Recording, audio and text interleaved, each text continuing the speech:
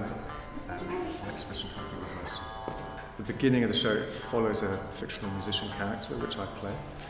We began in 2008 a project in Bremen in Germany and converted a small gallery space into a music venue. And then Natsue and I performed as a fictional musician that we were working on called Juan Carlode. That led to us taking the character to Japan, to the Malay jungle, to British Columbia. The idea of the character was he had sort of suffering from a bit of a disconnect with the modern world, so he was in search of something a bit more real. There's a little bit of slippage between documentary photography, this, and then storytelling, and that's continued throughout the show really. And that idea of which footing we're on with the real or the invented. I have a history making music, so in a way that was something that slipped away from me. So within my artwork I've brought it back and recreated a character and how that character could have existed if I pursued that.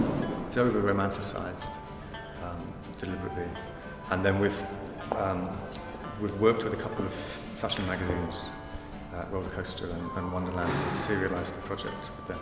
As we're not documentary photographers, we were looking for a way to show the images, so we tapped into a vernacular language of fashion photography. Where our studio is, they were fashion photographers. So it made sense that we were working with what's around us.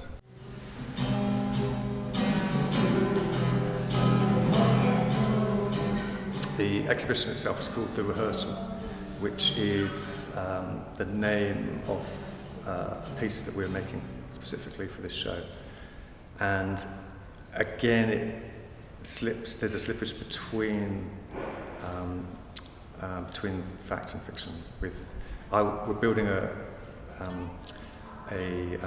mock-up of a rehearsal studio, and then I will be rehearsing for the next Juan Carlode recording session in the spring. So, in a way, it's work. It's a real thing, but because of the context in the gallery, there's a performance element to it.